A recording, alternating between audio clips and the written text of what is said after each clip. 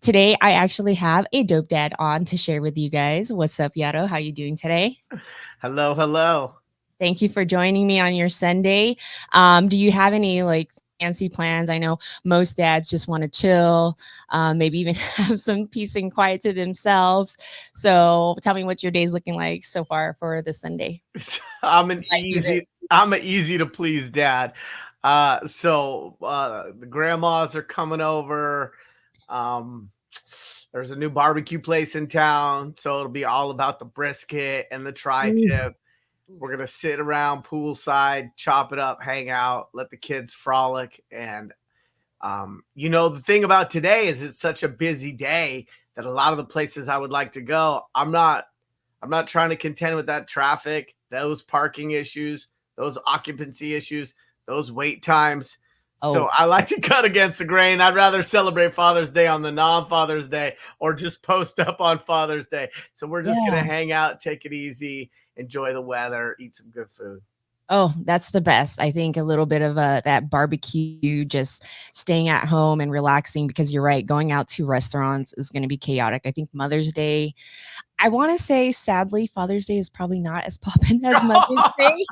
Truth. Um I think I had seen a post where Tim had said, the mothers get all the gifts, the dads get the jokes, and it's so funny to hear that because it's true.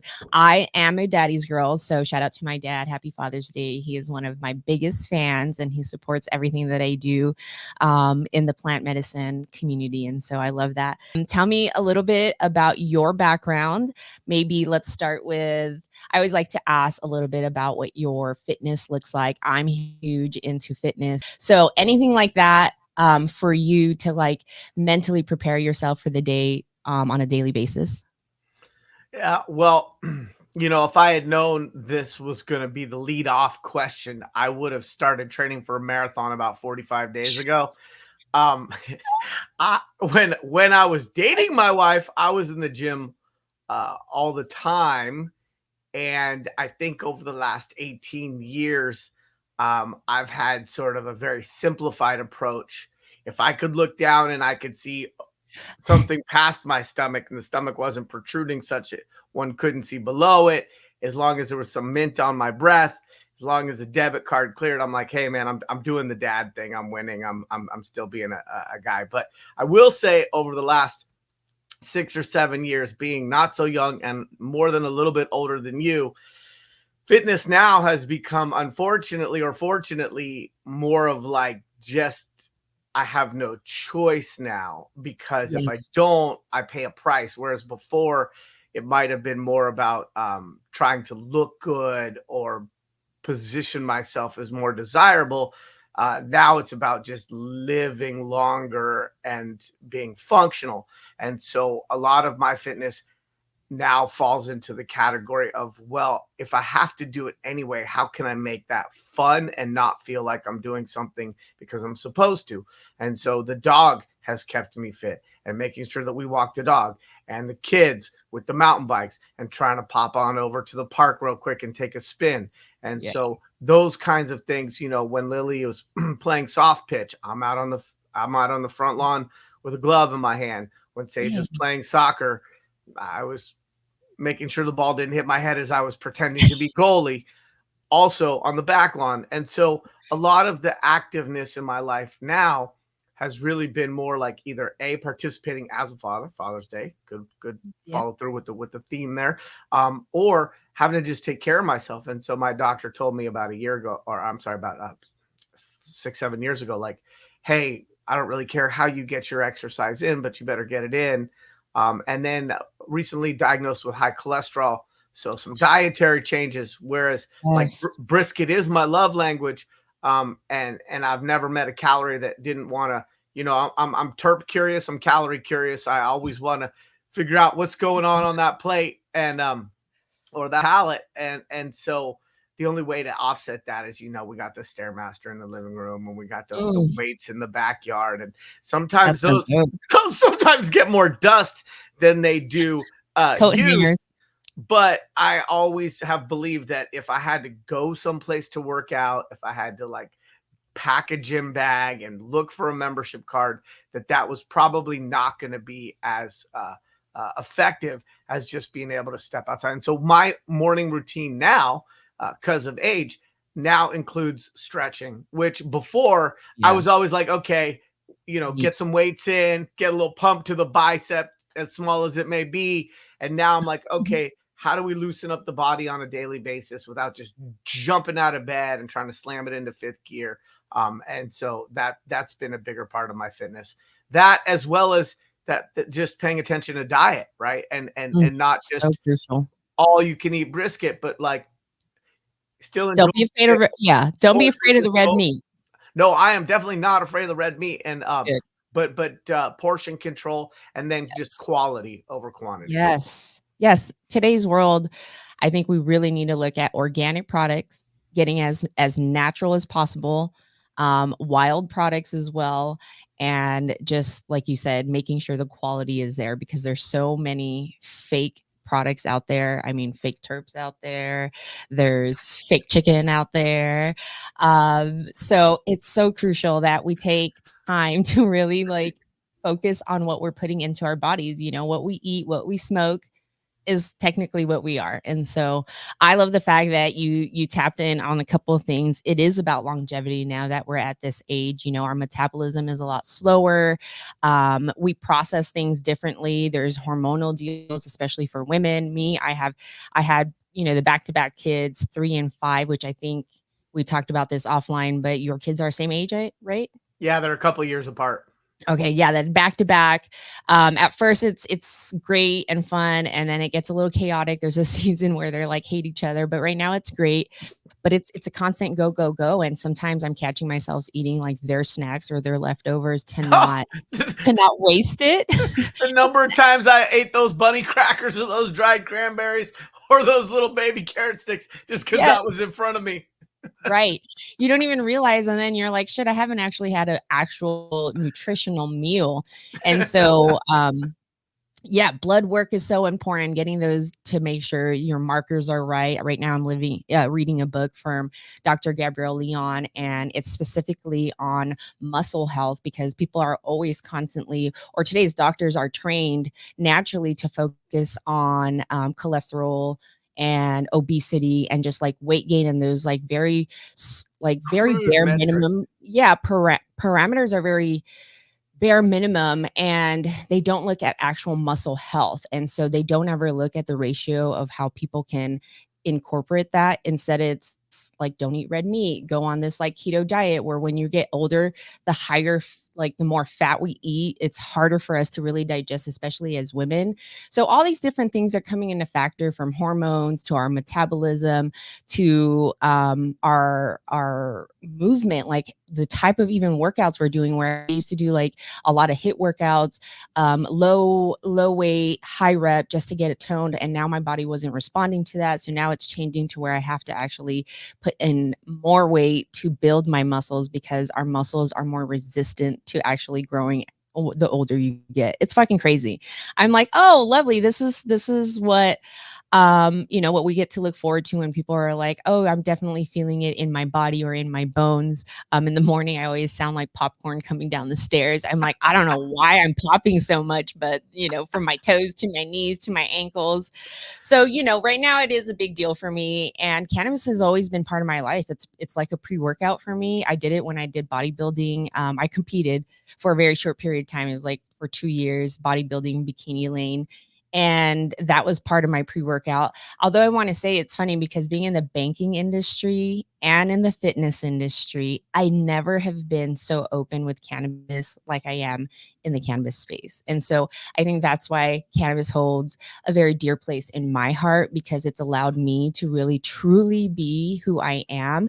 Although it's always been part of my life since I was 16 on a daily basis, it's always been something I hid. So I never hung out with anybody from the banking industry. I trained by myself when I was in the fitness industry, and now I'm here. And so for me to bring it all together and, kind of roll it out to everybody as far as who I am and what's important to my life is such a pleasure. And that's why I'm always asking people, like, what does like fitness look like for you? And does cannabis like help you be more motivated to be healthy, because I feel like it has really changed people's perspective and their way of living as far as lifestyle, whether they were drinking alcohol on a regular basis, or maybe they were even into opioids in any sort of form, and even like being not so motivated and just kind of like a lazy person.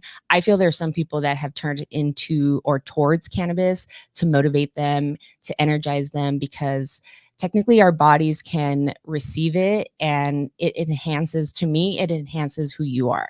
Do you consume before you work out, or are you more of an after person, or maybe even during? I'm definitely an after person. Mm. I sort of see it as my dessert versus my Ooh, appetizer. okay. And then it gives me permission to be a little bit more relaxed and sedentary. Like I've already gotten in my, I've earned my keep. I got my steps. And so it's interesting. Banking, fitness, and cannabis. I guess deposits, dumbbells, and Durban poison. I don't know. It's the best Ooh. alliteration I could come up with on the fly. But we have some overlaps in terms of our areas of interest. For me, fitness was never about just fitness. It was either only really when I was younger about girls and just wanting to That's be motivated love by that. not wanting to be a virgin my whole life. And I think while many may not admit it, I think that's also the motivation for a lot of artists, Yeah. whether they're visual music, sculptors. It's not just about expression, it's also about attraction. And so, yeah, so I personally, um, I'm always trying to find ways to do something that can achieve that level of activity and benefit without it feeling like it's a chore. And so Yeah. around here we're lucky. The weather's beautiful. There's amazing mountain biking. Our beaches are, we're 20 minutes from the coast, and so I really like to try to structure my activity such that SPF is a prerequisite for whatever it is I'm going to try to do. Nice, nice. All right. So speaking on that, and thank you for sharing as well. Where about are you? Are you're Cali? I know you're Cali. I think you're NorCal, but tell us a little bit, since we're on this point, tell us a little bit about who you are and kind of what you built, and then we can kind of, dive in a little bit deeper from there. Yeah, sure. So I was born in San Francisco, raised in San Francisco, Sonoma County, and mostly Mendocino County.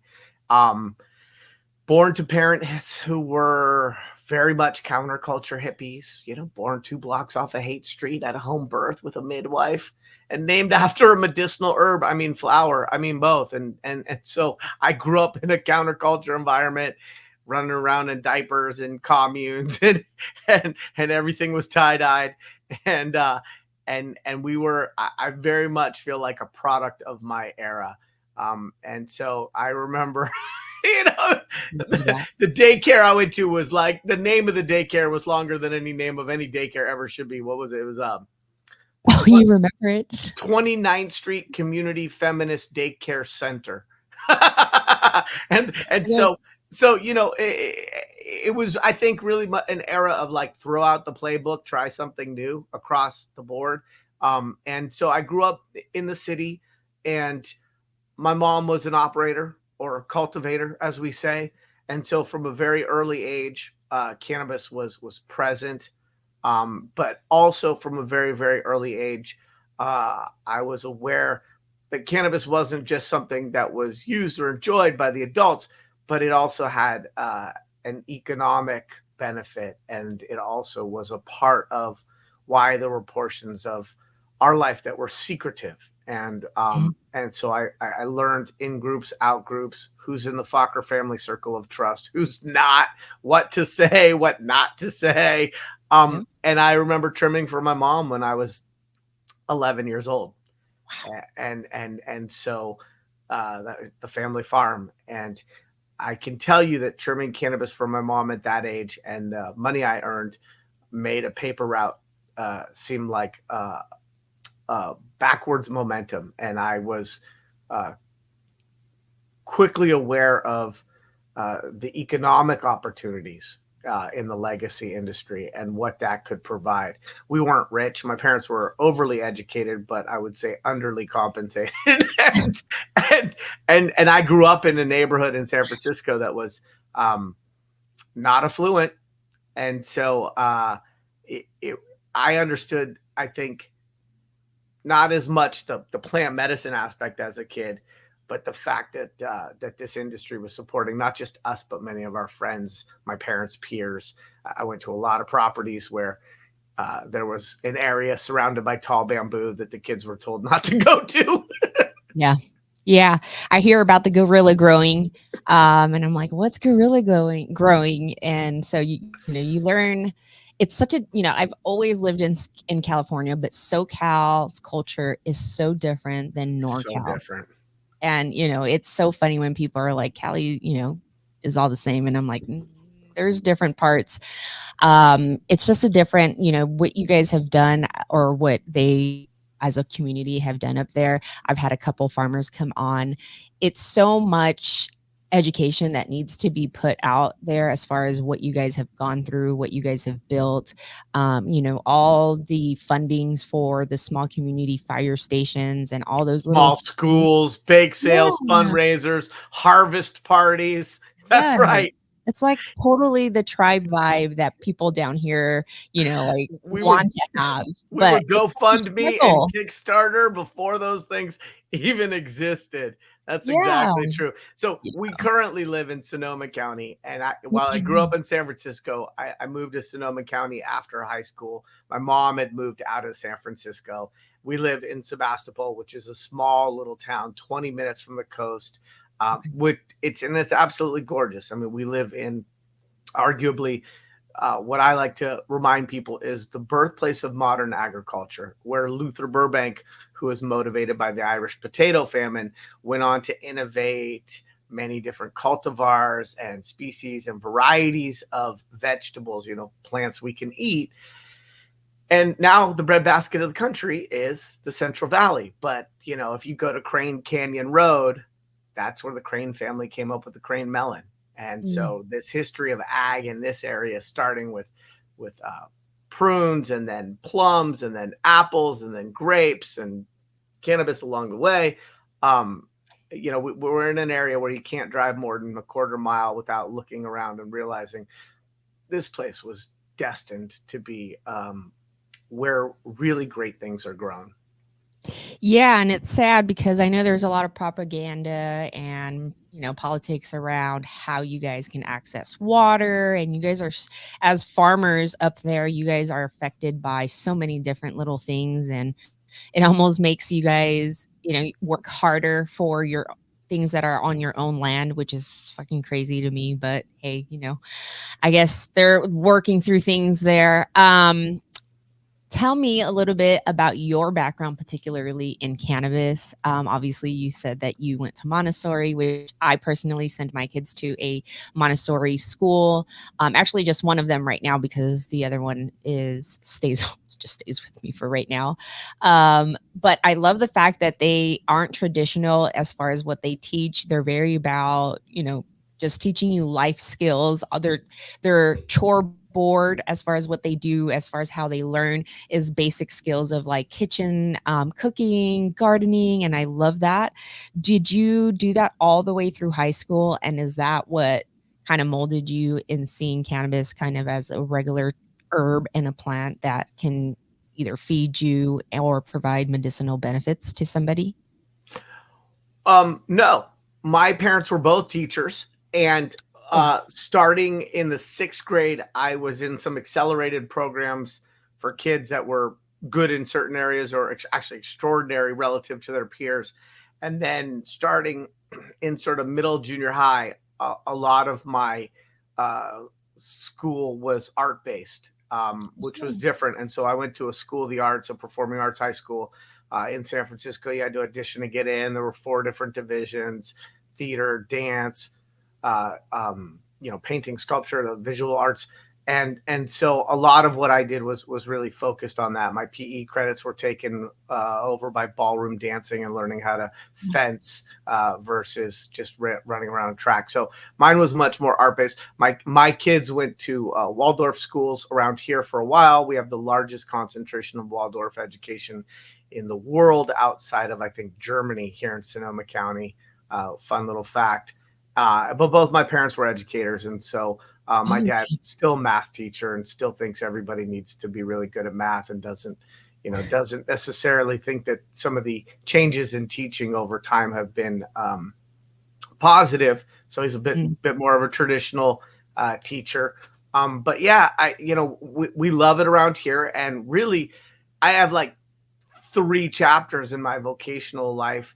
The first chapter I usually leave out because I was a rave promoter, and that just, I don't know how that aligns with anything other than the fact that I understood and learned project management, hiring the talent, getting the lighting, the DJs, the advertising, the blah, blah, blah, blah, blah, the technical writers, getting the permits. So I learned through that how to sort of project manage and coordinate and really execute on things that have a lot of moving parts. But I think I left that off the LinkedIn. And so what happened was, in my mid-20s, I was like, okay, this is really great. We're touring around the country. I'm running shows. There's Carl Cox. What's up, dog? But this is not a career. And I like money. And I think that we forget to like money in this society. Everybody acts like the money doesn't matter, or that if you're about the money, somehow you're shallow, because you can't be both. You can't be deep and want to have deep pockets. And that never made any sense to me. And I always was really clear that the people who say money doesn't make you happy are the people who have enough money that it could have made them happy, but it doesn't. But the people who don't have money are like, well, actually, I'd be a little fucking happier if I had a few more zeros in the bank account on that side of the decimal point. So I believed that there was a relationship between profitable and boring. And I hadn't found that yet. And certainly doing concerts and festivals and electronic music dance festivals was not boring. And so I thought, well, profitable and boring, there must be a little bit of a connection there. So my grandfather was in real estate, and I went to school and I took every real estate class I had in college. And initially I did that because I had bought a couple properties, and I just wanted to understand it because I have trust issues. And I believe that real estate salespeople were like basically car salesmen with a better collared shirt. Right. And so I went to the JC, and I had put all my rave money in the bank because Capone went to jail for tax evasion, not bootlegging. And so I had put all that rave money in the bank and paid taxes on it. So I looked real good on paper. And my friend, who was a DJ at the time, who had segued into being a mortgage broker, was like, hey, you should get a house. And I was like, I'm really comfortable renting that half of the duplex that I'm living in that not so great area of town. He's like, really? And we had a mutual friend who was also a DJ who had a house and a condo. And I like to tease this guy to this day, 30 years later, we're still friends. He was uglier than me, lazier than me, and not as smart as me. And yet he had multiple pieces of real estate. And I was like, what is wrong with me? Well, what was wrong with me was I hadn't got off my ass to try to do something about it. So I give all my bank statements to my DJ friend who's a mortgage broker. And he's like, man, you can buy anything you want. It's just, what are you comfortable with the payment? And so I was like, all right, I'm gonna buy a house. And I was motivated again by girls, or at that point by a girl. And she was like, where do you see yourself in 5 years, baby? And I was like, I don't know, next to you. And so she did it. Not good enough. We're not together, but shout out to Kylie Steele. Thank you. No. So that was my muse. She was like, where do you see yourself in 5 years? And I was like, well, that guy's got a couple pieces of property and I'm still renting half a duplex. I guess I see myself in 5 years. I'm going to be a little further along in this adulting thing. And so I went to the JC. I took about 9 units of real estate that first semester because I was not going to get taken advantage of by a salesperson. And so I learned all these concepts and theories, and the agent I was working with didn't even understand the things. I'm like, I need an indoor air assessment for mold and Stactobactyl because my dad has terrible asthma. He's like, mold test? I was like, yeah, mold test. And so I was dealing with these dinosaurs, these people who didn't understand the way in which emerging technologies were impacting due diligence and the way buyers could protect themselves in transactions. And so I was teaching my agent. I got into escrow on a property. It turned out that it did have mold. I ended up canceling that. But now I'm into the next semester. And the next semester I had 9 units of more real estate that I was taking. And this time I was taking appraisal. And the guy's like, look, location, but lot size, bedroom count, bathroom count, square footage. These are the primary drivers of value. And so I found this house at the end of a cul-de-sac in the end of really the best quadrant of Santa Rosa. And it was an infill development play where all the houses were like from the 50s and 60s, and they were a little smaller. And this one was built like in the 90s and was bam, like almost twice the size at the end of a cul-de-sac, backed up against a creek. And the guy who was selling it was a flipper. He had bought it in foreclosure, threw a little lipstick on it, some carpet, some paint, and was trying to flip it. Nobody wanted it because behind it was a vacant lot and there were some homeless people in the vacant lot. Well, I grew up in San Francisco. Homeless people in a vacant lot is not the reason why people don't buy property, not in my mind. So I ran at it and I bought it. And when it appraised for $80,000 more than I bought it in a seller's market. In a seller's market, I came up almost 6 figures just in the way that I bought that first house. And that DJ, that mortgage broker, that friend of mine, he calls me up. He's like, man, you are a son of a bitch. I was like, well, yeah, but why? He's like, dude, the appraiser had to tune the appraisal down and go on the low side because the lender would have been so afraid and concerned about why you were getting something so far below market value. So I bought that first house. I immediately had almost 6 figures in equity. I went in, I took that remodel and made it a little bit less flip grade, threw in some marble, blah, blah, blah, blah, blah. And I built up equity. And then I turned around and I bought 2 more houses. And I bought one across the street. And I told my mom, I'm buying a house for you, mama. As soon as I closed on it, I was like, you want to live there? I'm going to meet me a nice lady, settle down. Grandma could be across the street. She goes, oh, honey, that's really great. But I love living in Sebastopol. I like feeding the goat, my neighbor's goat, through the back fence. You can't really do that in Santa Rosa, can you? No. She's like, you're absolutely crazy. I can't believe you bought a house and thought, and I was like, well, yeah, okay, I'm absolutely crazy, but I'm inspired, mom. And so I bought that house, and then I ended up leasing it out to a friend who actually ended up cultivating cannabis in it. And that was my reintroduction to indoor cultivation, which I had sort of put on the wayside because of some of the trouble I had gotten in the legacy market. I also ended up buying a house in one of the most luxurious areas of Sacramento, Granite Bay. And then it just started to escalate. I met my fiance at the time and I was like, hey, let's buy some property together. She's like, we're not even married. I was like, yeah, but you know what? It's probably easier to get a divorce than it is to divest. So really, when you think about it, it's a big commitment for us. Your FICO, my hustle, who's to say where this is going to end? So we bought a couple fourplexes in Arizona, and that was the beginning of this real estate journey. And I did believe that there was a relationship between profitable and boring. Now, I don't know that that's actually true, but what I do know is that because the boring thing was an impediment for most, I jumped into the driest, most boring, most rich, dense part of real estate and started just a journey of continuing education that was mostly self-directed because I knew I was never going to be as funny as I think I am, maybe not even as sexy as I want to be, but I guaranteed I wasn't going to be as dumb as some of these folks, right? And so I needed to make sure that I overcame the lack of experience when I was in my early 30s and just trying to get into this real estate thing. There are people who've been doing it 5, 7, 10 years. And I was like, well, I can't compete on all of these levels. I better know some things. And so I got busy and I stayed consistent with that. And I went from being a mortgage, like a loan assistant to a mortgage broker, in real estate. And I would do both finance as well as sales, to going just into real estate. And when I stopped doing loans, my real estate sales quadrupled. Oh, I bet. And it was a place for me where I realized I could be colorful and quirky and lots of personality, because in my mind, the number one thing about sales is do not be forgettable. Like, it's better to be memorable, in my opinion, even if people don't always align with everything you say and do, than it is to be like, who's that? Wait, who? You're what? You're who? And and then I started working in high-end luxury rural residential. And I made a name for myself because I always went over the top. and I would always tell the truth, and I wouldn't sugarcoat anything. But I get calls from people like, "Hey, I heard about you.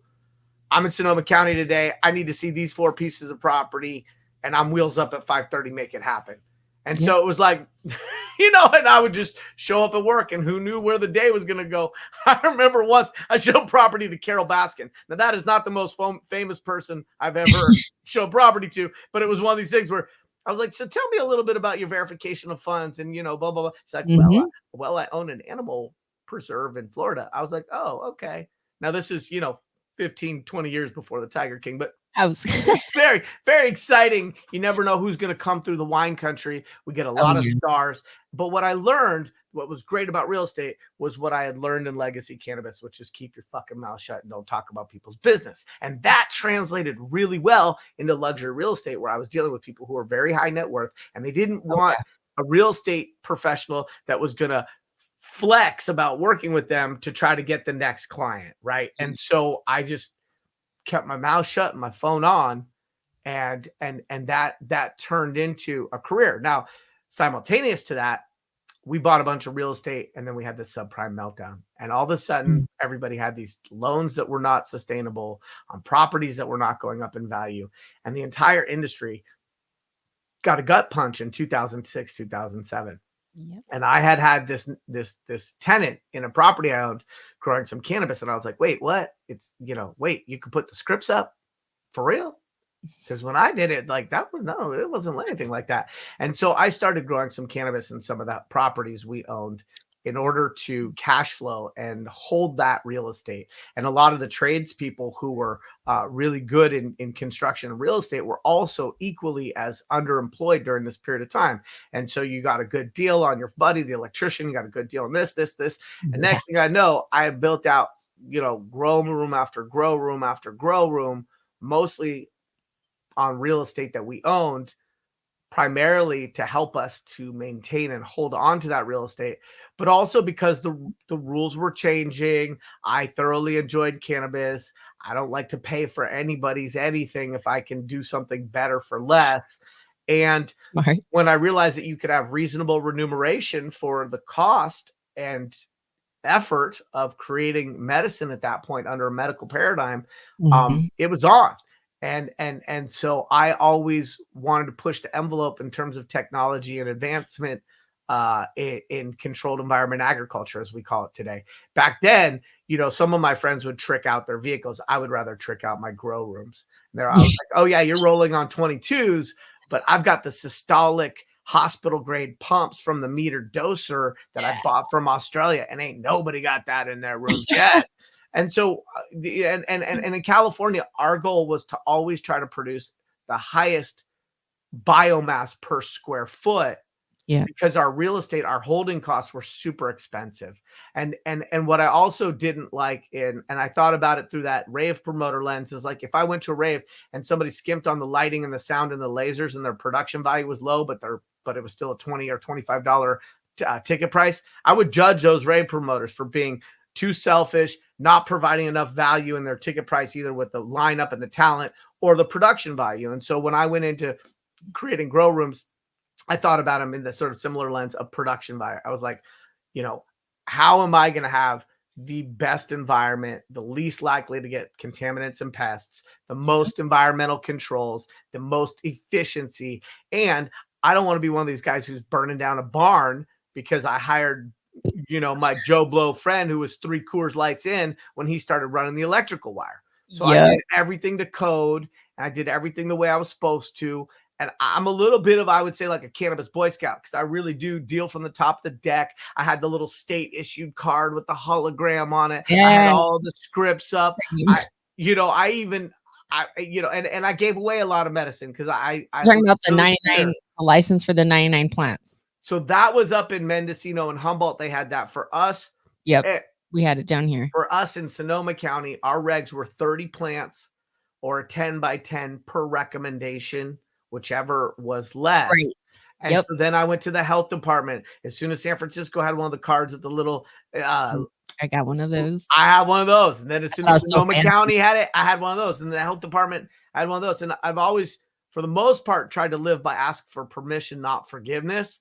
And And I was terrified because I had already been in trouble for cannabis in my teens and my 20s and had felonies to prove it, that I was terrified that I would get in trouble if I didn't do it the right way. The problem with the medical paradigm back then was you didn't know if you were doing it the right way until they decided whether they wanted to prosecute you.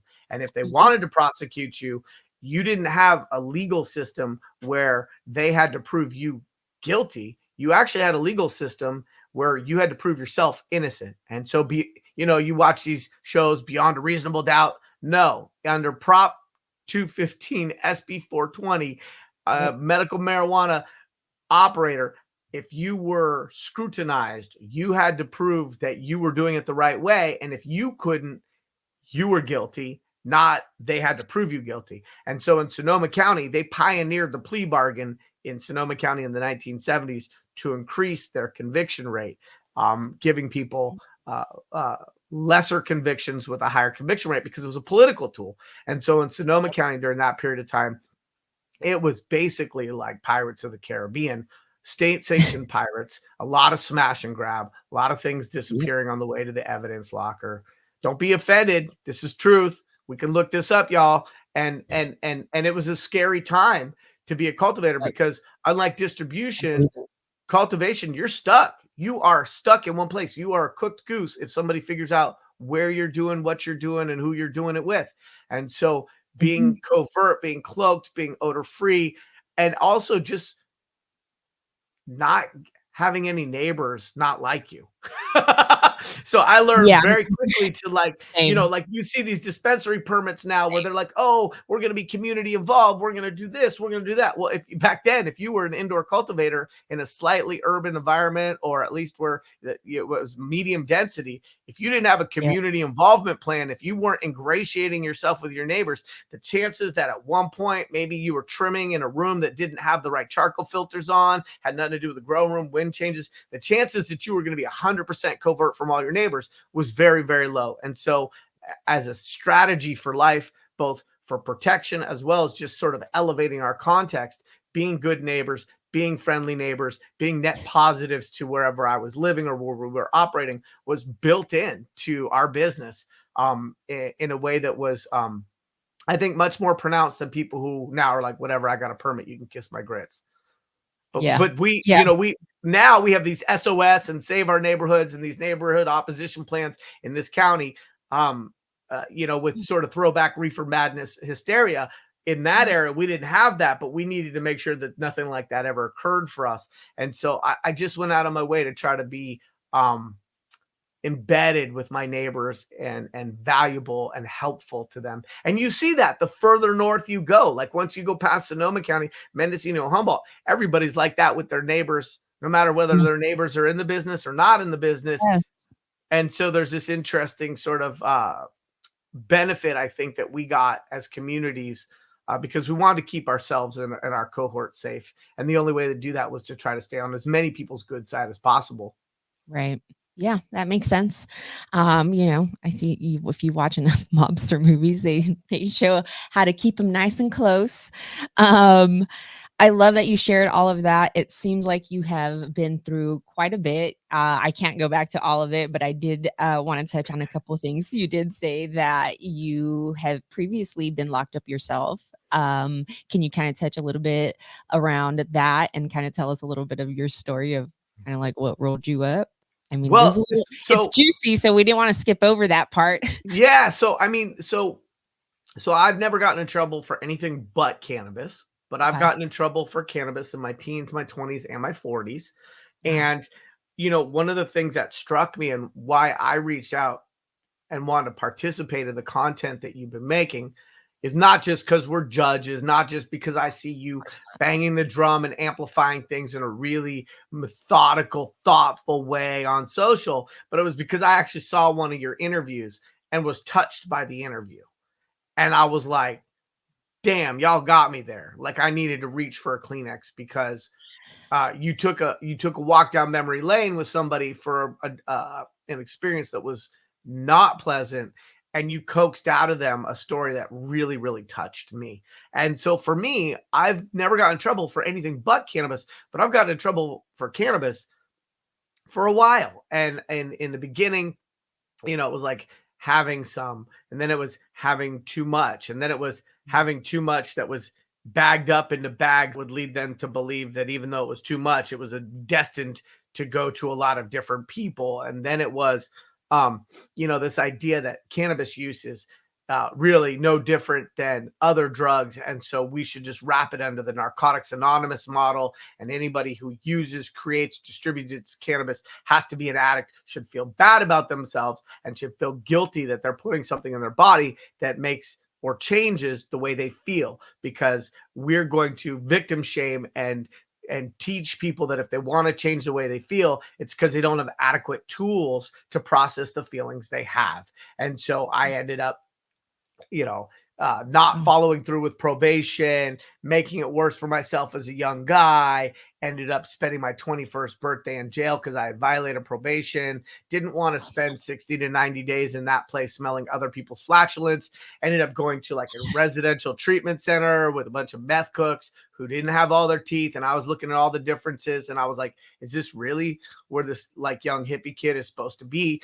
Went to that center for 6 or 7 months, got kicked out like month 7.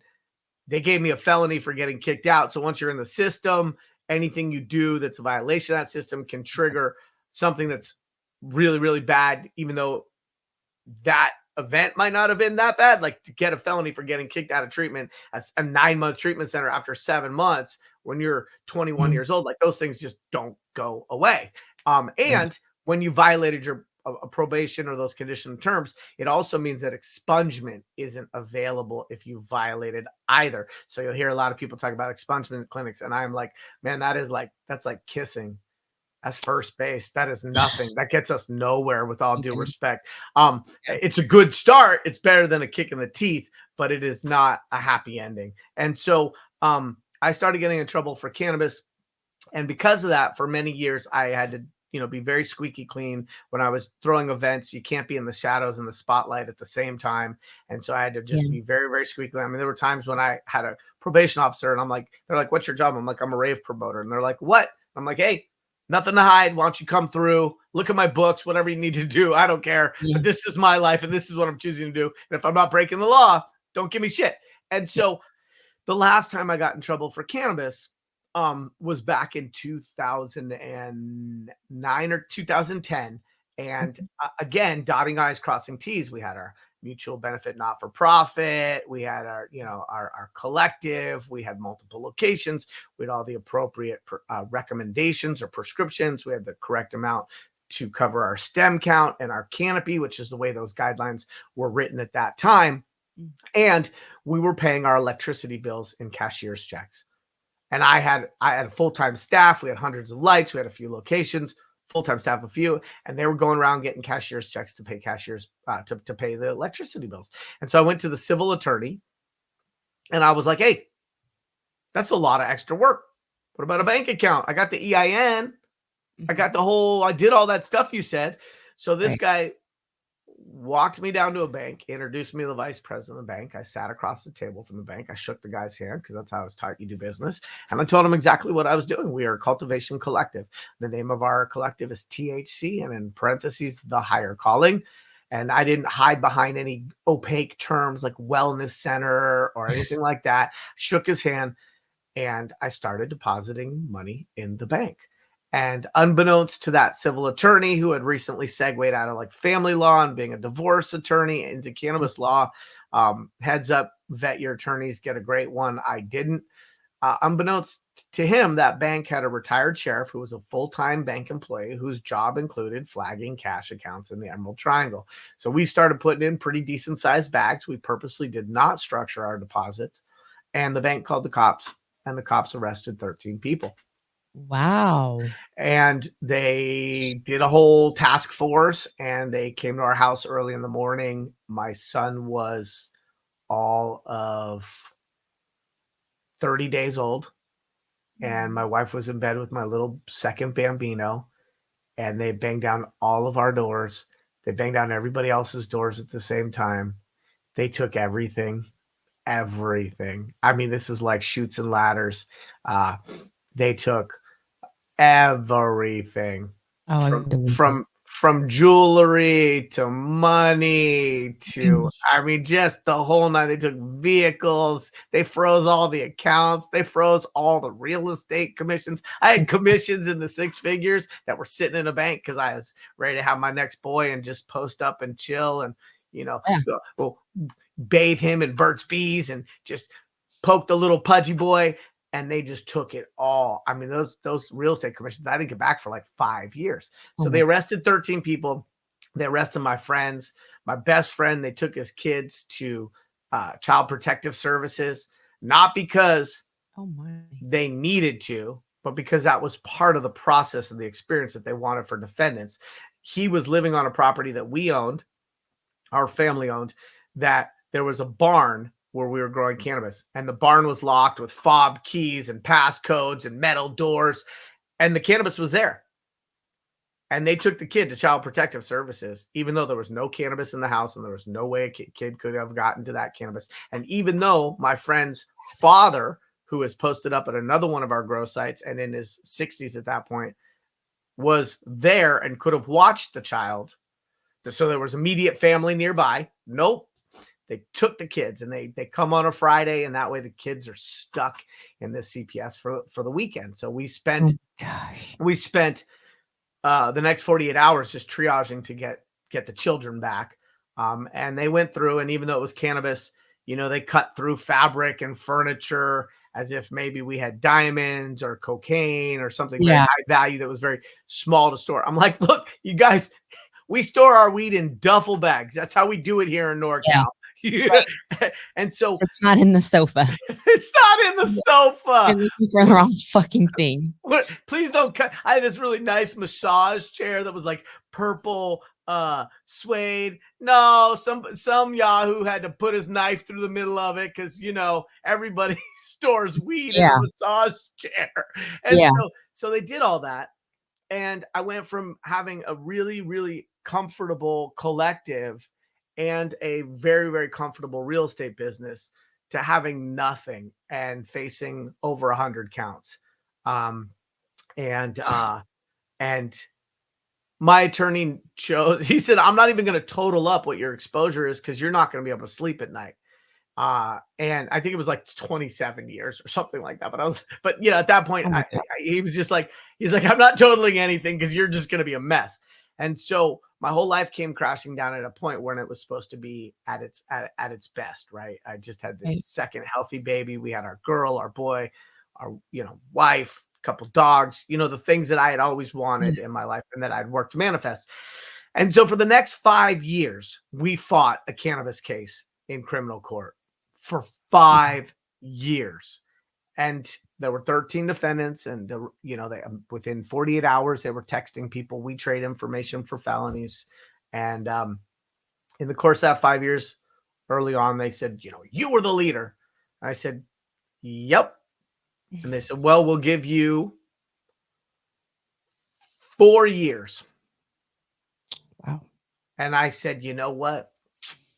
I checked my day planner. I got this little boy we just had, and I'm kind of planning to stick around and be a dad. So 4 years doesn't really work with my calendar. I'll tell you what, I'll give you 2 years and everything I own, all the chips, but you have to drop the charges and dismiss against everybody else. And they said, no, thank you. So they went after me, and 5 years later, they recommended to a judge 7 years in prison. Oh, it went up. Oh, lovely. But in that 5 years, half those defendants were dismissed in exchange for a couple little misdemeanors against the other defendants. And I was the last one standing. And I was okay with that. I earned it. It was my choices to do the banking. Hindsight being 2020, I probably would have been a little slower to do that and had a better lawyer who actually knew what he was doing and not just had an ESQ at the end of his name. Yeah. And at the end of that 5 years, I had rebuilt my real estate business. My business was thriving in the top 7% of producing realtors in this county. And they sentenced me to 5 years.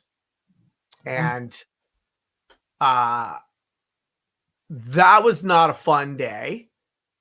And because the California prison system was under federal receivership at that time, because it was one of the worst state penal systems in the country. And Amnesty International was like, you guys are stacking men like cordwood. You can't just have 15 layers of bunk beds in a teeny little building. And so they had an overcrowding problem in California. And so they sentenced me to 5 years, but I had to do 1 year incarcerated and 4 years in the general population. And so on that 1 year, you do 50% time. So I did 6 months of 1 year with the remaining 4 years on supervision, not probation, not parole. It's called 1170. And you are fulfilling your prison term while still in society, or, you know, and so when they sentenced me to 5 years, the whole courtroom was like, because there were hundreds of people there. There were supporters, there was family, there were friends. I had a friend who drove up from Concord on his birthday to be there to support me, to say, no, you're not going to break up yet another family over barns of weed. And so when they sentenced me to 5 years, everybody was like, and it was like, and I just was like, oh. And then when I heard that 1-4 split, I was like, yeah, baby, I'm going to go do 178 days and eat bad ramen. And the rest of it we can handle. And so, you know, I was one of the lucky ones because I didn't get a Dear John letter from my wife. Hey, you've been gone for 3.5 years. Things have changed. I was one of those lucky ones because I had made enough money the year before to be able to batten down the hatches and take care of those dependents I had, even if I wasn't out doing my thing. And I was lucky enough because I had so much community support that I knew no man is an island. I was going to get through it. I was taught by other older men to ask for help, to drop the mask, to set up systems in my life to be able to support my wife when I wasn't there.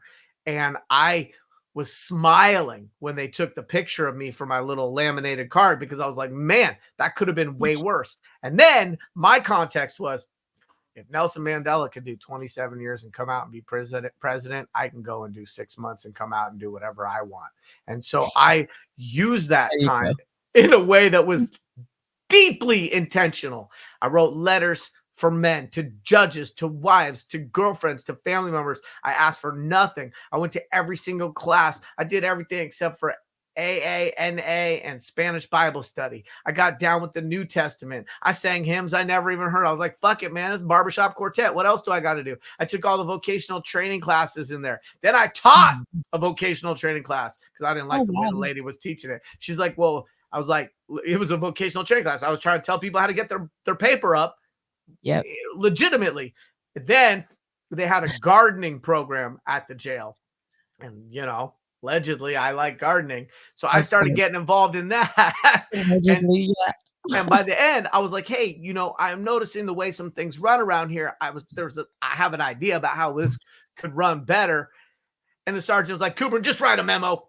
And so I started writing memos about how they could run the jail better. And and they actually took the advice on one of those memos. They actually, like, it wasn't just a wasted exercise. And then, you know, and I started working with young men, you know, who did have substance abuse problems and who were trying to kick horse and who needed this time incarcerated to be able to clear their mind and get away from the lifestyle that they had chosen, or that had chosen them, that was killing them slowly. And so I started doing outreach in there because I recognized that I had gotten so much support from my community that I needed to play it forward like times a million. And so I got out and I knew that I was going to have to give up my real estate license. While I was in jail, I was still closing real estate deals. I was literally having my co-teammates send in the inspections. And then I was hopping on a jail phone and talking to my clients about the inspections and the reports, because my whole life had already gotten splashed in the newspapers. So everybody knew what I was going through. And so, like, there was one day I closed a $2 million, 123 acre deal. And I was like, the whole mod is eating because I just came the fuck up. And so I just, you know, I've always believed we're only as sick as our secrets, right? And when you're splashed on the B section of the newspaper, you don't got any secrets anymore. So you might as well just lean in and be you and be as best you can, right? And so I was closing real estate deals, but when I got out, I knew I was going to have to voluntarily surrender my real estate license as a result of those convictions. So I knew that I wanted to go into land use and real estate and planning related to cannabis permits, I knew that I wanted to take the two things that I knew really well, which was cannabis and real estate, and merge them together and just consult and help people to make better decisions with their time, their money, and their purchase processes or their leasing processes. And so as soon as I got out, I started just a little consultancy, special teams consultancy, just army of one. I didn't have a website. I wasn't promoting myself. And the majority of my clients were referrals through attorneys. And my subject matter expertise is in the infrastructure, the real estate, the planning, the job costing. And some of that is on the entitlement side. Some of that is on the build out side. And some of that is really about understanding what we call in commercial real estate highest and best use. If you go to a property based on the zonings and the parameters and the blah, blah, blah, blah, blah, what is highest and best use for that property, and being able to understand that.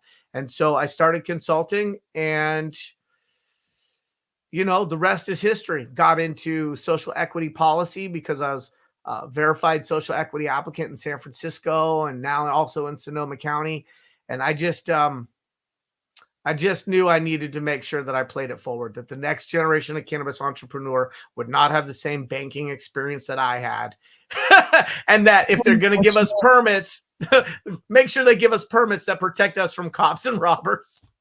Yeah. Oh my God. Coming from banking, that is, the SARs are out there and people don't realize how that works. I mean, now that I've been in the industry, probably for the past 5 years, actually in the industry, and being able to talk to people who are operators and cultivators, before it was just smoking weed for me and, working at the bank.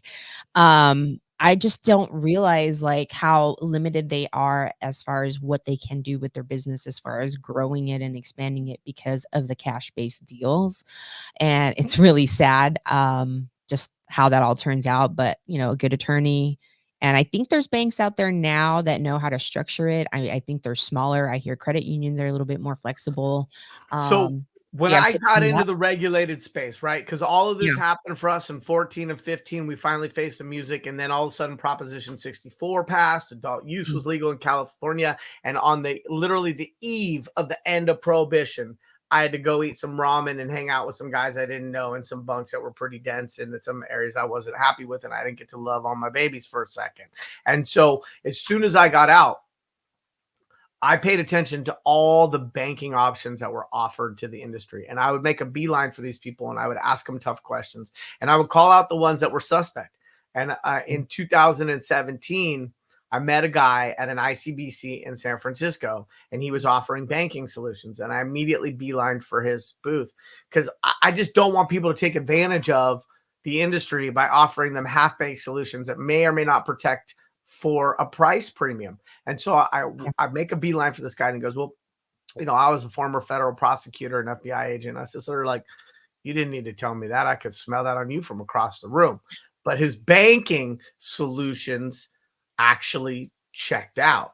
And he quickly pivoted from not accepting money from MRBs and only accepting money from FIs. So no money from marijuana related businesses. All of his compensation was from financial institutions, and he helped them to stand up cannabis banking programs. And he was doing that. Amazing guy, Terry Neely, West Coast AML Services out of Tiburon. Shameless plug for this guy. Amazing. And he was doing that on the banking side. And we struck up a friendship because we did. And we started talking about chickens. I love chickens. That's a whole nother episode. I need some. I need some. So We fucking eat eggs like crazy around here. I'm like, and they're getting fucking expensive. I need eggs. well, and once you get a fresh one, it's hard to go back, right? Oh, I bet. So I start talking to this guy, and we start making bank training content. And so in 2021, specifically to the cannabis. Yes. Okay. Just for banks that want to stand up cannabis banking program, and West Coast AML Services would train them, help them to formulate their cannabis banking program, stand them up, make sure that they did their know your customer, anti-money laundering, and the compliance. And I would create content for him about what looked, walked, quacked, and talked like a legitimate marijuana related business, and what didn't, and like how could people start to understand how they could bank the industry. And I made content with him, and so cool. And so in 2021, I moderated the first panel that I'm aware of at any conference where we named the names of all the banks, all the payment processors, all the financial institutions, all the community credit unions that were banking the industry. And up until that point, you might have one panelist from a particular bank, beating the drum to do business with them, but nobody ever just put them all out there as a list with the logos and did that. And the way that I was able to do that, because I couldn't violate any of the NDAs for the banks that we had worked with, was I crowdsourced it all. I said, hey, everybody tell me who you're working with. And then I screenshotted and kept the receipts. And I was like, hey, I didn't violate any NDAs because these people told me. Maybe I already knew, but I didn't break my promise. And so I put that out there as actionable intel because it's surprising me, because of my journey, how much there's still portions of the industry, either geographically or license type, that still don't understand that having a healthy, functional, and lower cost banking relationship is available to them. And so I put that out there in 2021. I have a list. I haven't updated it much because I've been a little busy, but I push that out to people all the time when they ask. I've never taken $1 from a bank or from an MRB in exchange for sharing information that I wish I had known when I decided to start making deposits at Exchange Bank in Sonoma County. Well, I mean, that's what you say about giving back, right? You're using your experience to kind of help people navigate their way now. And I think that's so important because, like I said earlier, coming from banking, me specifically, I was in the private equity financial institution compliance BSA department. And I particularly was the one doing the KYCs to onboard anybody that wanted to bank with us. And so the extent of research that we do and the SEC codes around the cannabis, even hemp, is so the education needs to happen in the banking industry. So I am glad that you guys are creating content like that, because if you know people in the banking industry, it's a very small world. A lot of bankers know other bankers. And so whether the cannabis industry is slowly starting to be seen as medicine or more not so, it's not a fucking drug. And so bankers are starting to, I think, try to figure out this way. I ran into, I think, First Citizens Bank, I want to say, at Blunt Brunch last year. And so when I see bankers exhibit at cannabis events, I'm always at their table. I'm always asking questions because it's really interesting to see their model and how much they're able to assist and how much they kind of outsource. I've also been reached out by other bankers in the industry through LinkedIn, just wanting to pick my brain as to kind of like telling me what their model is, and then seeing if I'd be open to like referring other cannabis operators and farmers or cultivators in the space to them. So it's very interesting for me to be in this space because my cannabis, my passion for it is really expressed in so many different ways, and it touches different networks because of my banking background. Do you feel that you are able to educate both ends? Because I feel like the legacy side is very, they're still trying to figure out who to trust, where to put their money, and a lot of times they don't even know any options. Then we have the corporate side. They're eager to help. They think they know the things that you guys need or the operators may need, but I don't feel like there's still a common ground there between the two. And you probably have more experience being in both. So, so I've been passing out banking lists for a minute, never endorsing or getting compensated because I just want to keep it super pure. I think we're at a place in cannabis banking now where we're seeing so many options that we're seeing fee reduction and price compression for cannabis banking services, which normally when we talk about price compression, we're talking about cultivators not making as much money anymore and trying to struggle to survive.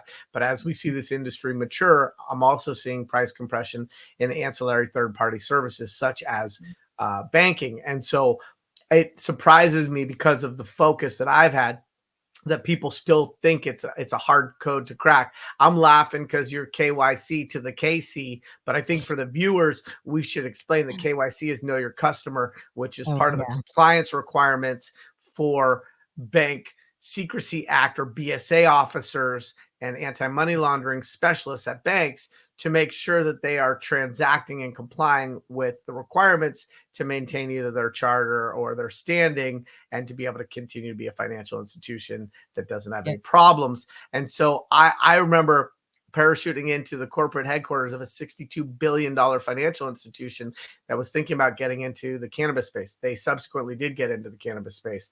And they said they were questioning, should they bank a certain license type? Should they bank a certain geography? Should they bank a few vertically integrated companies as a test pilot? And then they said, what would be some of the disqualifying criteria for an operator to be a banking client? And the conversation around felonies and a criminal record came up. And I got professionally defensive in so much as I said, look, you are going to alienate some of the best people in this industry if a cannabis conviction is seen as a negative. I said, if you're going to disqualify anybody for having a criminal record, why don't you disqualify people who've been convicted of spousal abuse? Like, let's talk about crime, but let's not just say a felony is a one size fits all. Some of those felonies might actually be a badge of honor, might actually be part of their CV, might actually be some of their qualifying experience. And so to be able to speak to these bankers and these employees in a way that I hopefully sort of recalibrated the way they looked at a criminal record and whether it was relevant, irrelevant, whether it could be a positive or negative, and to bring them back to what I hope is shared values around domestic abuse and how that is to be pretty heinous, and that they could choose to be discriminating and not open their doors to everybody. But why do we discriminate? What do we discriminate against? And what's the motivation behind that? It was very, very rich. It was a great exchange. It was a great back and forth. And that bank went on to bank the industry. It's interesting because for most people, they either can't figure out where they should get a bank account and where that relationship is, or they're complaining about the fees. But getting banking is not difficult. And when we think about the collapse of Herbal, which was arguably one of the two largest distributors in the largest cannabis economy in the world, part of what led to that was the terms that they had agreed to with the financial institution that they were working with. And that financial institution called a note or a loan due and accelerated those payments on Herbal in a way that was arguably one of the final straws that broke the camel's back. And so having not just a financial institution relationship, one that's functional, that's not draconian, that doesn't feel like it's Tony Soprano interest rates, is really important. And I'm excited for the next chapter, which I hope is SBA, SBL, that's sort of business funding, right? Because at this point, a banking relationship has really been more about deposits and payments and less about access to credit. And we know that access to lower or nominal cost and capital has been a problem with this industry going back since we've had a regulated industry, but then also we've seen interest rates in general rise in the last couple of years.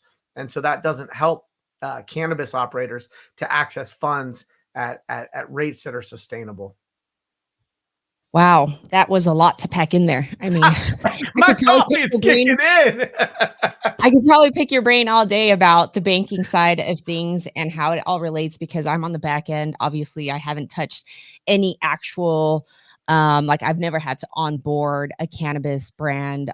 So I've never seen that. I know there's also a lot of licensing that cultivators, operators, all the way from retailers to the cultivators have to get. And so it's so much money involved in just getting licensing and then just trying to figure out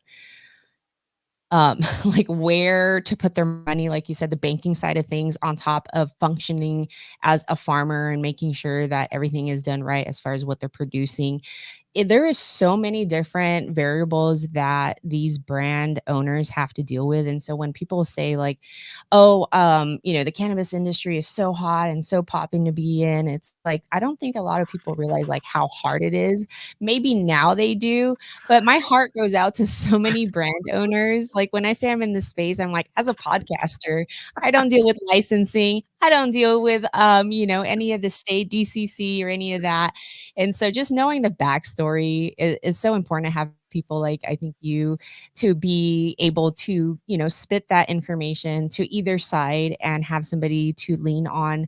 If they hear somebody reach out to them, maybe they could go back to you and say, hey, does this sound right to you? Because there's so much going on. I can't imagine like making sure all their I's and are dotted and their T's are crossed.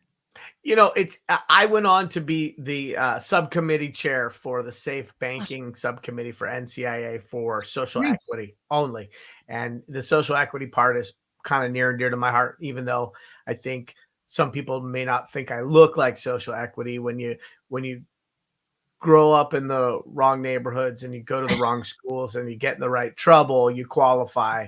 And so uh, trying to give constituents who have been most impacted by prohibition and communities that have been most impacted by prohibition, like a head start or a leg up Yeah. in the regulated industry, has been something that's been really important to me since day one. And so what I realized when we were trying to make sure that operators had the intel that they needed to be able to have a banking relationship was that we needed more than that. We needed to be able to help people understand compounding interest and financial literacy and Mm. all of the various other things that aren't taught in high school. Like they teach you home ec and they teach you like the birds and the bees, but nobody teaches anybody how to balance a checkbook or how to read the fine print on an interest rate on a credit card, et cetera, et cetera, et cetera. And so I'm hopeful also that the cannabis industry can stop proselytizing about safe banking and passing safe banking, which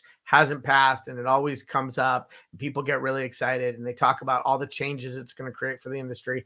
And actually, in my opinion, that's not accurate. There's a lot that can be done by the executive branch without any change in legislation, including the SARS reports you mentioned, or suspicious activity reports, and some of those reporting requirements. If we can lower the Yes. reporting requirements that banks have to do for cannabis bank accounts, if we lower those reporting requirements, we lower the cost of those banks serving the cannabis industry.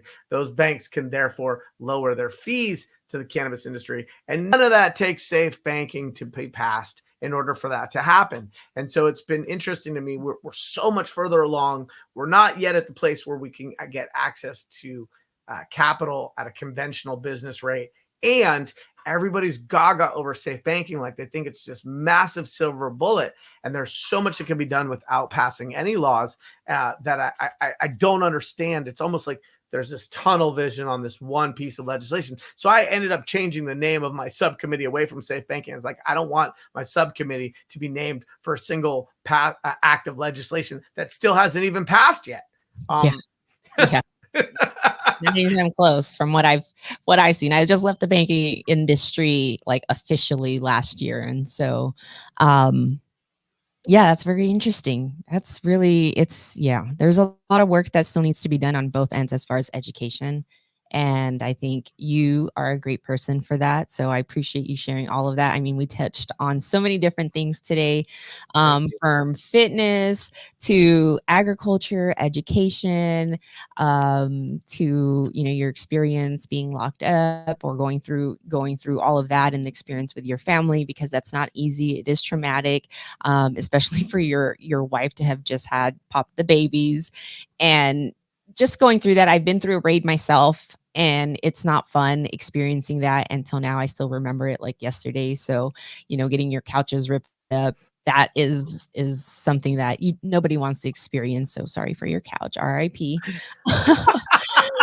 um but everything to everything that you've done and what you're doing now just to be a light in the community is really important. And so I hope you continue that, and I hope you continue to have the fire to do it, because I know it's not easy. What do you have going on now? Are you still heavily involved in real estate? I know we Yeah. talked about Yeah. this. So couple dogs, couple kids, one wife, living here in Sonoma County. And as a consultant, special teams consulting is me bringing my lens, my love for all things due diligence. I mean, I would get like due diligence tattooed on my stomach. I didn't choose the DD life, it chose me. So when it comes to like real estate, making decisions, people think real estate is just purchasing or selling real estate. No, it can be leasing real estate, making decisions, having the various lenses in place to make educated decisions, measuring 3 times, cutting once instead of coulda, woulda, shoulda, or people losing a bunch of money and saying, well, I learned a lot. I'm like, yeah, but that was an expensive lesson. And so I help people to understand before they get into property or before they divest property and understand what it is they're selling and how they can pre-digest that information for the benefit of other parties. So special teams consulting does that. And that's just me. Call me, cell phone's ready. I'm also the director of business development for Zoned Properties. And Zoned Properties is a publicly traded company. They've been around for 10 years. They're in 10 states and they landlord to cannabis operators. They buy real estate and they rent it to operators. Or if operators already own their real estate, they'll buy the real estate from the operator and do what's called a sale leaseback. And I've been doing that for about a year and a half. Zoned Properties is based in Arizona, but we've done, we're doing things in Illinois, Ohio, yada, yada, yada. And before that, I was a director of real estate for a company called Candev for about a year and a half. And there I helped that company. And during the time I was there, we doubled the number of states in development. We tripled the number of staff in my division, and I successfully completed that company's first 8 real estate transactions I had a couple salespeople who were real estate agents in California, and they report to their broker in California, but out of the state, they reported to me because it wasn't broker regulated activity. And we secured the real estate that ultimately was issued 15% of the retail permits in Ohio in that first round. And so I transacted all that for them. And so those are the only 2 public facing roles that I've had in regulated cannabis, is this current position and the previous position. And the rest I've sort of had, unfortunately or fortunately, I don't know, more of like a legacy mindset. I've always kind of wanted to be behind the scenes and in the shadows and supporting things, but not necessarily front and center or taking a victory lap. And so as a director of business development for Zoned Properties, I just keep that pipeline full, the pipeline of conversations with operators, either pre-permit or they're already running and they're doing their thing. And we take away that real estate raise. Do we rent out at rents that are expensive? Yeah, because our cost of funds is also expensive, but we're not trying to loan to own. We don't step on anybody's neck. We're not asking for shelf space carve outs. We're not asking for overruns or management service agreements. We're not asking for equity. We're out of people's businesses. And so we can do that rinse, wash, and repeat in any place that has a market that provides cannabis permits to operators. And so it's been really fun to be able to bring that real estate lens to operators and to help them to not have to hustle up that real estate money and to have to open up this whole other conversation as they're trying to scale their businesses. The truth is, most other businesses don't buy their real estate. If you were going into the bakery business, you'd be thinking about the flour and the oven, but you're not like, oh, I got to go own the building I'm going to be operating in. And so cannabis had to do that because we were worried about real estate that had a loan that was federally underwritten, where you could have a due on sale or some sort of call provision where like, wait, what, you're doing cannabis over there? Okay, now you got to pay that loan off in full. So a lot of landlords, a lot of commercial property owners didn't want to lease to cannabis operators. Because they didn't want to lease to cannabis operators, a lot of cannabis operators had to go raise that money to buy their real estate because that was the only way they knew they were going to be able to operate. And so as the industry has evolved, landlording is something that other companies do. They just want the commercial real estate. And so we go out and we find eligible locations. We don't wait for people to come to us and say, oh, I've got a location. We find eligible locations and then we try to pair them to the right operators. And it's a lot of fun. It's super boring and it's complicated. And a lot of it is time consuming, but it's fundamental. And in my mind, I don't really believe we have a cannabis industry, with the exception of genetics and branding and intellectual property. I believe that the majority of this industry is a real estate subsection. It's a niche because you can't have a permit without an address and you can't just do whatever you want. It's all based on the zoning of that address. And so Right. people will come to me and they'll go like, let me tell you my vision. I'm like, don't bother. Just tell me your zoning and I'll tell you the limitations of your vision. Oh, you want to do a Mm. hotel with a restaurant, with an extraction facility, with a piece of glass, and you want to have a consumption lounge all in some one big smorgasbord? Not going to happen. There's no zoning in California that is going to allow that. So Yeah. go back to what you can do and figure out how you're going to do that. And let's go from there. So Oh a my lot of what I gosh. do is helping people to kind of right size and clarify and focus their vision if they haven't already figured out what they're going to do. Oh, I love that. That's so money. We need that. Well, I appreciate you guys sharing, or appreciate you sharing that. And I'm going to make sure that you guys know where to find his information so he can share it with you directly in case you guys need to consult with him about any of those. Again, we touched on real estate, agriculture, banking. It seems like you're very well rounded and a very big asset to our community. So I appreciate you sharing that with us Thank and you. having time. But before I let you go, we have a fun, like rapid fire 7 grams. I know you and I just enjoyed the judges mixer. Shout out to Emerald Cup for throwing that for us here in Yep. Yokaia, so Yep. NorCal. Yep. Yoko Um, Ranch, Ukiah. I had a blast seeing everybody. It's like a once in a year thing. If there's no like big festival that's around Emerald Cup, we see each other every year around that time, and it's a good time. I know I came back with a few mosquito bites being out in the wilderness, but it was a good time to see you in person and actually meet you. It's nothing like meeting people in person and then Yeah. getting you on here to share your story. So I just want to share my appreciation for that. Well, I let me share a little appreciation back as we close and wrap. So I've watched what you've been doing for more than a minute. Didn't really have a reason to talk per se. Wasn't completely aware of your banking experience. Otherwise, I would have used that as a reason. And I've seen the really good job that you do amplifying a lot of the important work and the events and the things that I think the industry needs to take more notice of. And I saw you doing that and then was lucky enough to be a judge last year when you were also a judge, and Yeah. you were a little bit of an inspirational muse in terms of how to promote and amplify what that opportunity is for brands, and the fact that these awards still matter, and the fact that people can put their things in and get them under consideration, and that this all arguably is the Oscars of cannabis. So I saw that, and then I saw the other interviews that you did, and I was like, wow. And so it was great to see you in person. I know you had a much bigger drive than me to get there, but I just think that it Fly and those drive.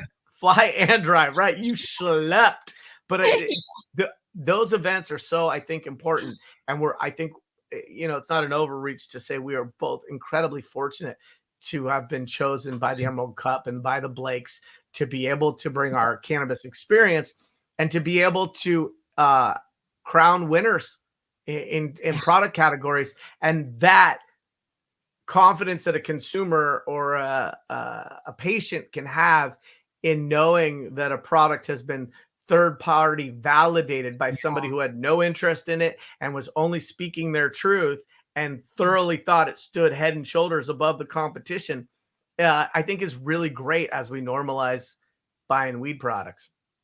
Yeah, absolutely. I always say it. I feel like it feeds both sides, the grassroots and the consumers, because at the end of the day, we're kind of educating it. And so I love seeing everybody that's a judge do their content.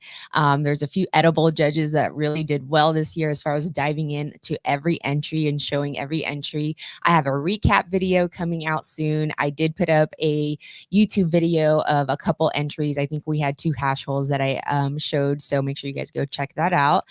But yeah, it's just so fun. And what category again were you? Vapes? So I did cartridges a second time this year, and I just wrapped that up this last week, and now Yeah, I'm it's been a into my week. cartridges for the California State Fair. And so between each of them, there was more than 70 plus in each of them, and I thought that there would be massive SKU overlap, but actually less than 10% of the SKUs from one event to the other event were duplicative. So I've had my work cut out for me, and it has been a very structured uh, assignment. I'm sure it sounds like it's just like being a ice cream taster, but it's actually been a Yes. lot of work taking notes, annotating, keeping track. Um, it's Yes, a the lot of notes. work. Yeah, but it's so important, and people forget, like, okay, yes, we are given this amazing stash of amazing products, but we do have to analyze it. We do have scorecards. We do have to make comments. It's like mandatory. It's not like just, oh, put a bunch of numbers in. And I think as a judge, it's important that we do that just so that we give back to the brands that are entering, because we all know that it costs money to enter. And so, what better way than to know what's wrong with their product, how they can elevate their product, what the consumers liked, what they didn't like, especially from us who are connoisseurs in the industry, or as far as like being able to be exposed to so many different variety of products that we would know when one stands out over the other. And I think it's just a great opportunity. I love seeing all the other states take the idea that that the founder of Emerald Cup, Tim Blake, has cared and trailed for everybody to follow along and just see it as almost educational at the same time, and fun, and It's really bringing totally educational. together. They pioneered it. It's great for people coming into the space. It's a measure of confidence in a product or a manufacturer that can't be gained any other way. And for us to be able to be a part of adding our opinions in a way that I think normalizes the industry and creates greater consumer confidence, is huge. And to your point, imitation is the best form of flattery, and there's a reason why these other states are like, oh, hey, the Emerald Cup, that's a pretty good idea, we should do that over here. I wanted to be an Emerald Cup judge for many years. Super glad to be doing it a second year. Definitely will be back a third year. Like doing the state fair, because this is the first year the state fair is actually having human judges. Yes. And I've also started to write reviews on Buddhist, which is an app where you can share your experience around certain products. And so I've liked that because I'm still struggling to find my voice to describe what my experience is with certain products. And I see it as sort of an evolution and maturation of our own cannabis knowledge and our ability to share that cannabis knowledge. And no better place to do that than the cup. So Yep. I'm in good company because I'm with you. Yeah, easy peasy. I equally love the cannabis space and Emerald Cup and everything that the Blakes have done, and the director of the competition, which is Vicky Shea. There's so much work that's put into it behind the scenes that people don't know. And so, we want to pay our homage to them who have kind of, like you said, pioneered this idea. And now we're seeing it even internationally. It's so exciting. But yeah, shout out to Jocelyn, I believe, is also who created the Buddhist. I love that idea. I was like, this is like a weed Yelp. Hell yeah. We got to talk sideline off of that because I love what they're doing there. And I believe I know a little bit about the state fair because Embark is one of the, I believe, the host That's of right. the state fair. And shout out to Embark. They're doing some amazing things. And so I love hearing everybody get involved, especially those who have been part of the industry and really love the weed the way at its most like natural form, because I think there's so many evolvement going on from devices to actual product. And there's different things. Being in the pre-roll category, I see so many different things. I don't know if you see the same variety in cartridges, but there's different flavors that now people like in pre-rolls that I'm not a fan of, but there's an audience for it. And there's so many different audiences now in the cannabis space that this is important to do. And so I love seeing that the state fair of, California state is actually hosting wine, cheese, and weed in one place.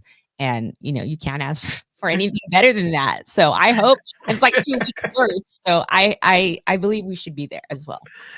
Well, thank you so much for having me. I really appreciate your platform, your time, your energy, and this has been really the best way to kick off Father's Day. Yay. And I'm sorry I'm taking so much of your time, but we do have the 7 grams to end with before I do let Yes, you completely sign absolutely. off, and we'll be wrapped up for there. But again, thank you again so much for sharing your story and sharing your time with me and all the kind words about everything that I'm doing. That's the whole idea for me, is that I hope too that I am bringing some sort of value to our community and an asset, not a liability, and just, a fun person to be in this space with. So thank you for all that. All right, Yarrow, 7 grams, grinders or fingers? Fingers or fingers? Grinder. Yes. All right. Dispo or plug?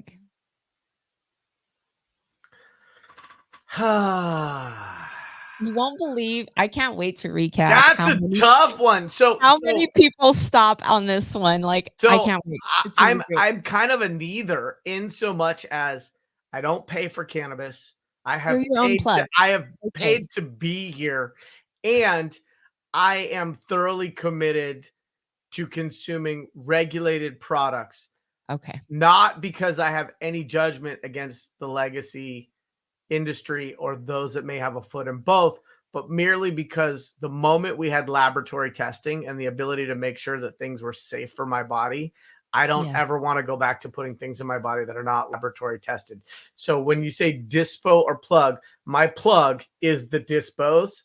And the regulated cannabis that I'm able to achieve not achieve the regulated cannabis I'm able to acquire through my relationships with licensed producers and brands. Yes. And not always because I'm judging them, but just because I'm like, hey man, what are you working with? I'm a little low. What should I be puffing on this weekend when I go fishing? Oh, we're working on this. And my friends in this industry, 99% of them are so passionate and enthusiastic about what they're working with that as long as my ask is nominal, they're just happy to provide me with some of what they're passionate about. Yeah. Yeah. I love it. It's like having the neighbor that has, you know, the fruit trees and they come by and they're like, hey, we had extra oranges. Here you go. And I'm like, oh, I'll eat the orange that just dropped and fell on the ground as long as it doesn't have any worms in it. I'm okay with that one too. 100%. I'll do my son all day. You won't even know. So dispo or plug is question number 2. Yeah. Floral or gasoline terps? That is a really unfair question. I know. That is a really unfair question because there's, things floating around like grape gas right now where you get both and you can just say, see all of the above. So I would say I would bring that up. That one hit so many markers for me on some pre-rolls this year. I was like, fuck, grape gas is my shit. I guess if I had to choose one or the other, I would go with floral. Okay. That's fair. And you know what? I used to say gas all days, but like you said, being exposed to all the different products, I get it, and exposed to our NorCal farmers, I get so many different exposures of terpenes that I'm like, I don't know if I'm just a gassy person now. There's some floral ones out there that hit beautifully, and I'm liking all the papayas, the resurgence of bananas, the peach flavors right now, the Moroccan peaches, stuff like that. Yes. I'm feeling fruity, and it's not just because it's Pride Month. I am thoroughly enjoying the flavors on the fruit side. And I like a complex flavor profile where there's an initial flavor. There might even be a middle flavor. There's maybe a finishing flavor. And because of that, I think we get to answer that. We want both because I like things that have hints of gas in them. And there's that complexity. But if I just had to pick gas over the complexity and diversity of the fruits that are prevalent in some of these flavor profiles, I'm going to have to go fruity. That's okay. Okay. We can appreciate that and respect that. All right. Bong tokes or joints? Joints. Okay. Papers or leaves? Let me just go back to that. Okay. Rewind.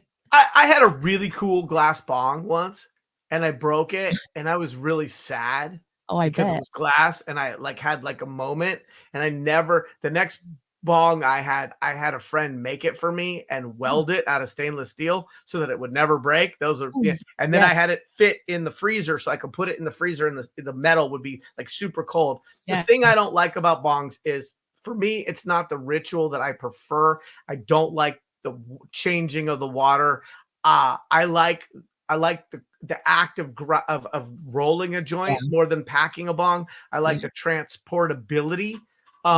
And I also like the ability to have something a little longer that I don't have to work on clearing that chamber. Bongs are a lot of work for me.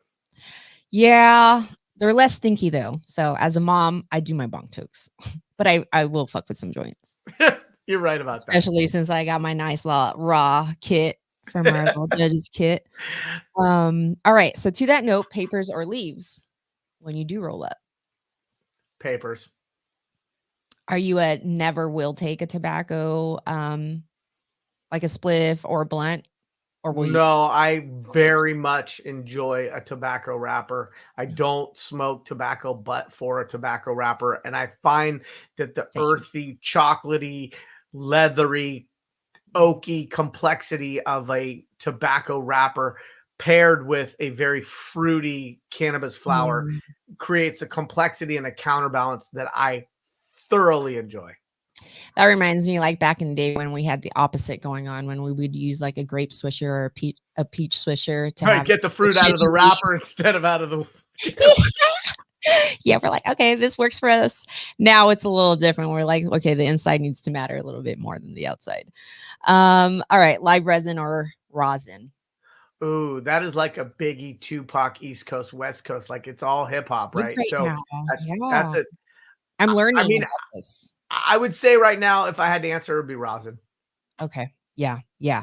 I am learning the reason why people do prefer resin though, and like the effects of how that works, because there's so much different extraction method to learn as far as how the two and why most people are like solventless, all day long. But this is why I love being in the network of these judges, because they share all this information and you're like, no shit, I didn't know this. Okay, cool. Rosin. All right, last one. Cheech and Chong or half baked? I have to change this one. I think I did change it, but we'll stick to this. All right, oh, help me out for a second. I'm only 1 cup of coffee and half baked. What's half baked? Half baked the movie. Yeah, I Okay, mean, I guess I gotta go with Cheech and Chong because there you I'm go. not as familiar. I think I might have seen Half You Baked, know but I you have think I to was Half Baked. But have. like if I have to go with one or the other, I'm gonna go with Cheech and Chong Okay. because they're the cultural Yeah, contributions over the period of time, the correct. self-effacing comedy, the funniness, the fact that they've leaned into those caricatures that they created, that they're at events, that they show up at dispensaries. I mean, these are funny fucking guys who made weed funny and who've Yeah. stayed in their lane. And now their lane is a bigger lane and they're getting more visibility. And I'm going to have to say Cheech and Chong all day long. I love that. I love that. Yeah, I just saw that they have a museum out in LA, and I mean they're still very relevant in the space, and I love that. I'm like, could you imagine being, like the pioneers of what they actually built out, and seeing all the kids and this generation now be so passionate and heavily involved as well. They're probably like, fuck yeah, we did good. We did our job. So I shout can't out think to of them. any two people who are more iconic in cannabis, not because of what they've grown, but just because of how they have playfully toyed around with some of the stoner considerations that Yeah. many of us have experienced. They've made a career out of it. Nobody will ever touch them in my mind. There's no Martha Stewart, Snoop Dogg, even, tight like Tyson. Just stop it. Stop it. These guys Yeah. are on a whole different level. Woody Harrelson, God bless you, but your career is half the age of theirs. And the content you made in movies wasn't cannabis focused, even though we all knew that you were probably blazing in your Airstream. So Cheech and Chong. Yes, yes.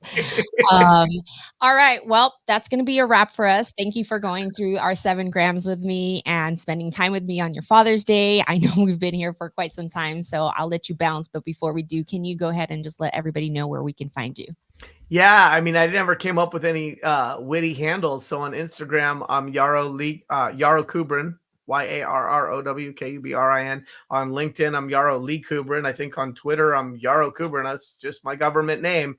And so I try to do a somewhat decent job of being active on social. Nowhere near as good as KC, but hey, I can aspire. And so I'm not hard to find. I am not hard to find. Throw my name in a browser and something will come up. Awesome. All right. We'll make sure that all of his information is in our description. Make sure you guys smash that subscribe button. Thanks so much for tuning in. Peace.